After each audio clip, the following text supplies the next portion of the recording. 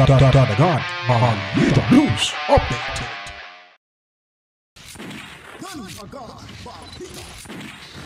At sa amin, nakapag-harvest na kami, kakatanim lang eh. So, hindi, buti na lang yung timing, hindi yung bago aanin, nakapag-anin na tayo. So, kung yung season na susunod,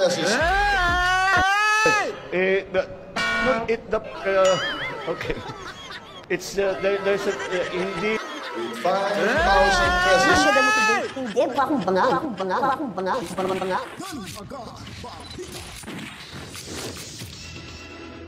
Oy, nandito na naman tayo. Welcome back mga kabalitaan. At medyo nanlalaki na ho yung mga mata natin. Welcome ho sa hindi pa po nakapag-subscribe. Subscribe na ho kayo para ho tayong lahat ay laging updated ho sa mga kaganapan sa ating lipunan. Pindutin nyo na rin yung ating notification bell. Huwag nyo pong i-skip yung ating ads na makikita ho sa video dahil yun po ay pambili ho natin yan ng kaping mainit. 3-in-1 coffee plus toasted pandesal at itong palaman. So maawa ho kayo sa akin, wala akong pangkape. Huwag niyong i-skip ho yan. Anyways mga kabitaan, kung bago pa lang ho kayo sa ating munting bahay, ito ho lagi niyong dito ho kayo tatambay dahil may mga impormasyon ho tayong ibibigay ho dyan sa inyo para malaman nyo agad-agad mga kabalitaan. At yun nga, bago ho tayo magsimula, ito pala yung ating markadong mga district representatives at party list representatives na aktibo ho sa HUAD Committee sa mababang o sa mayabang kapulungan kabalitaan. Panoorin niyo po.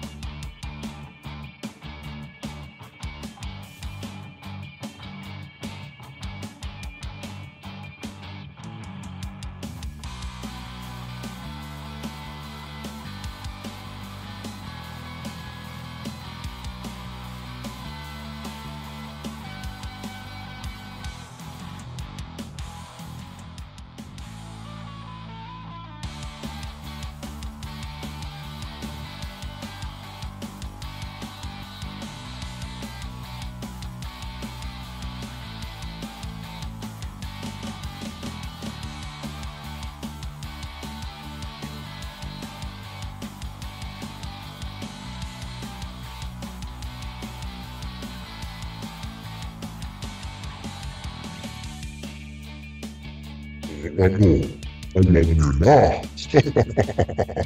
Kung napanood nyo na, well, kayo na ang humusga, kayo na hong bahala dyan mga kabalitaan. So ngayon po ay may special na balita, kapapasok lamang ho ito mga kabalitaan. Dahil itong balitang ito ay tsak siguradong mawiwindang ang buong DDS supporters mga kabalitaan. Kung nakikita nyo po yung itsura ito ni Trililing at itong si Congressman Pulong at itong yung kanyang ano bang tawag sa bayaw sa Bisaya? Bilas ba? Or parang ganun ba? Sa bayaw niya lang.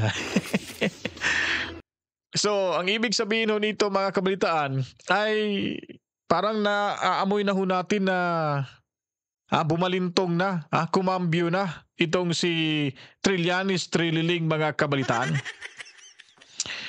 Kung matatandaan ho natin noong sa kasagsagan pa ng pagdinig diyan sa HUAD Committee, nung dumating ho si Tatay Digong Duterte, abay, talagang matikas, nagpakita pa. At biglang lumusot, biglang sumulpot na parang kabute. Ayun pala ay kuntsaba na pala to diyan sa HUAD Committee. At yun pinagbigyan, ayon pa nga sa saga ng mamamayan, nakita siya na nandoon pala nagmamasid ho sa hindi pa po si Tatay Digong nandoon na isinalang. Nung nagsisimula pa lang, ay laging nagmamasid pala ito doon sa mayabang kapulungan. At ewan lang kung anong mga ginagawa doon at anong mga pinagkwekwento niya at pinag-uusapan sa miyembro ho ng HUAD Committee. Lalo na sa chairman ho nila dyan, overall chairman, na si kwentong Barbers Ace Barbers mga kabalitaan. So, di ba nakakapagtataka ho? Ba't ganun ho talaga katikas, kaagresibo ho mag-conduct ng investigation itong ating mga miyembro ng HUAD Committee? Kaya marami nagtatanong, nabayaran ba sila? Magkano ba? O baka may Christmas bonus lang talaga.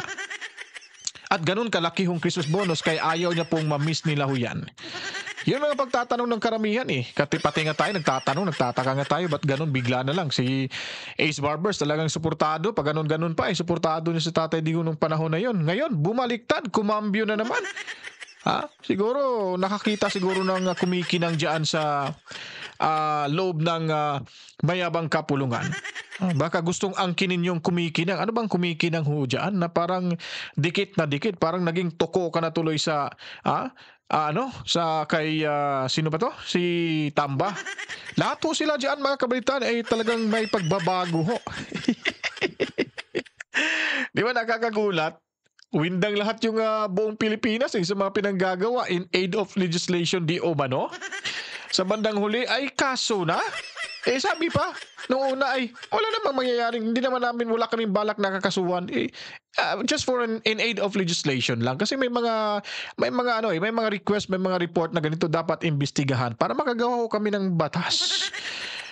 Ngayon, ano bang batas ang ginagawa ho? Nauna pa yung kaso kaysa sa batas. Di po ba? So ngayon, hindi ba kayo nagtataka dito sa pagmumukha ni Trillanes, mga kabalitaan? Ba't andito at siya ngayon yung siya lang yung topic ko natin, wala nang iba.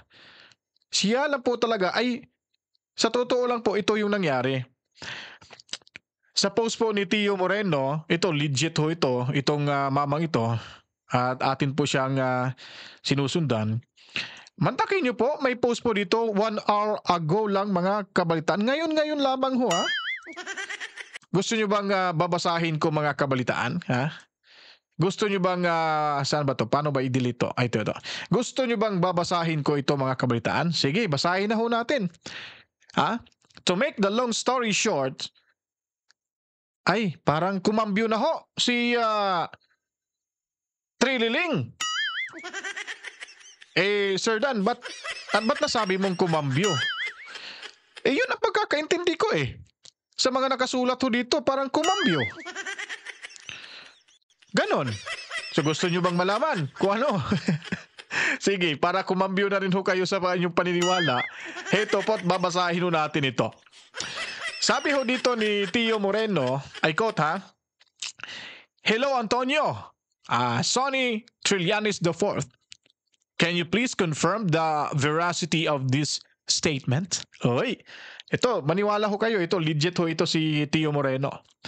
Ito yung nilalaman ho ng ating sinasabing talagang kumambyo ho itong si Trililing. Babasahin ho natin dito mga kabalitaan. Sabi pa dito, after the hearing, I am referring to Mr. Trillanes, itong sulat na ito.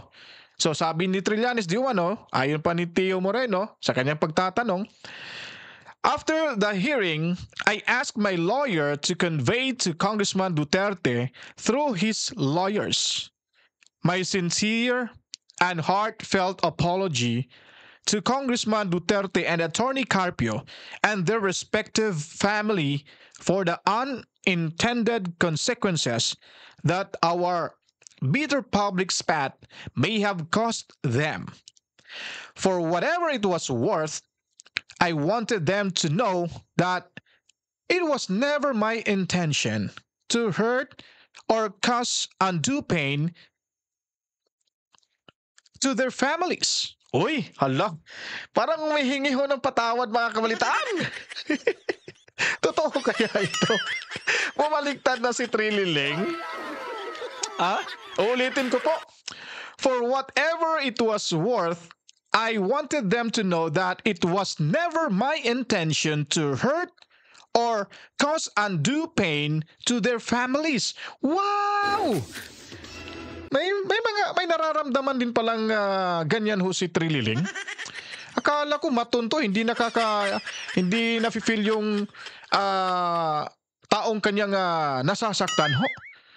Mantakin mo, ang grabe, ang dami hong kasi ito, may kaso ito, kinasuhan ito ni Attorney Carpio at ni Congressman Polong Duterte, itong si Trillanes. Kaya siguro tagilid na ho at wala na ho siya kasi wala na ho siyang kalalagyan, hindi na ho siya makakalabas dito eh.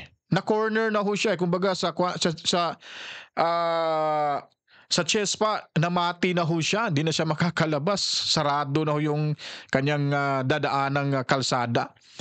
So ngayon, sabi pa niya dito, also upon the passing of time, I realized that my accusations against Congressman Duterte and Attorney Carpio were unfounded, for which I offer my sincere apologies.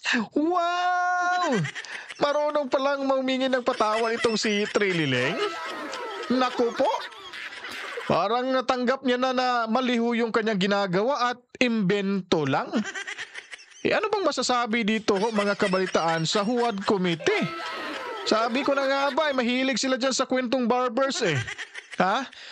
Kaya kung totoo man ito mga kabalitaan, ay nako, kwentong barbers lang pala yun lahat. Kumbaga, politically motivated.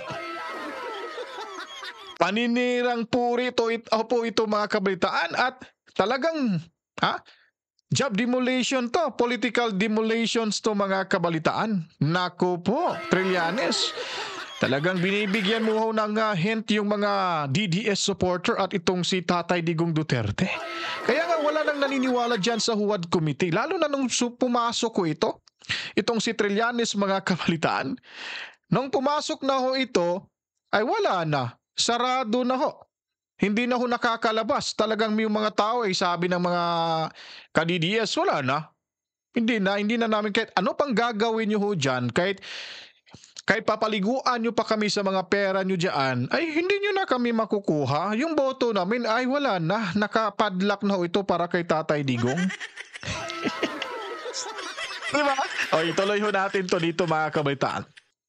Sabi pa niya dito, quote from your alleged draft only for discussion, titled, Statement of former Senator Antonio F. Trillanes IV, Settlement of libel or damages cases filed against him by Congressman Paulo Duterte and Attorney Manasseh Carpio. So, may tanong ho dito. Ang sinabi dito mga kabaitaan, una, hindi tinanggap ni Kong Pulong and Attorney Mans. Is that the reason why may biglaang kambyo ang mga public statements mo ngayon? Tinanong ho siya. So the Filipino people want to know. Thank you. Ano na. Kung totoo ho ito, talagang nakapublic ko ito mga kabaitan. Bisitahin niyo po si Tio Moreno. Nakapublic ko ito, meaning to say, ito ay reliable talaga tong information na ito. A1 information to na kailangan talagang malaman ho ng taong bayan na sa lahat ng mga akusasyon simula sa pool against sa mga Duterte ay pawang mga kasinungalingan lamang ho ito mga kabalitaan. Kung itong statement na ito ay true, but for me, I do believe that this kind of statement, sino pa ba yung kakausapin natin na totoo ito? Yung nag-post na yan, legit ho yan Diba? So, totoo ito. Parang text lang ni President Bongbong Marcos. Huwag niyang ituloy, makiusap ako. Tapos nag-leak siya. Sasabihin, napasa kasi kaya na media siya Parang ito rin talagang nakikita ko ay totoo ito mga kabalitaan. Hindi po pwedeng, hindi maaaring hindi niya i-post to na walang ebidensya. May ebidensya to. Kaya hintayin mo natin lalabas. Pero ito, pinagbigay alam ko lang sa inyo dahil alam ko totoo ito. Malaki ang paniniwala ko. Maybe, nasa 98% totoo itong statement. Kaya dito sa puntong ito, sa sa statement pa lang nito ay kumambyo na ho.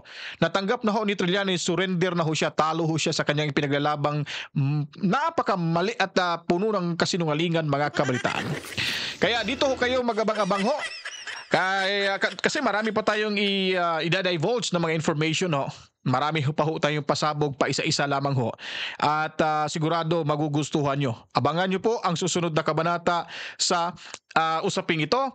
Dahil hindi ho tayo magdadalawang isip na ilalabas ho natin, ipapanood natin sa inyo itong mga pangyayari ngayon dito ho sa ating bansa. Lalo na itong si Trililing, talagang naghahanap ng gulo. Napakagulo nito at tinanggal niya ho na ho ito sa alumni ho ng Philippine Army. A1 information po yan. Mismo yung taga-loob yung nagsabi ho sa atin na wala na ho siya mga kabalitaan. Kaya ito na lamang ho. Andito na. Alam na ho natin. Kaya matsalam sa inyo. Maraming salamat sa panonood. Mabuhay ho tayong lahat. God bless. To God be the glory. Kita-kits tayo sa susunod na mga oras at araw sa ating ibibigay sa inyong mga komprehensibo, totoong mga balita na hindi mapapanood minsan sa mainstream media, mga kabalitaan. Matsalam. To God be the glory. Mama. Chip chip. Peace out.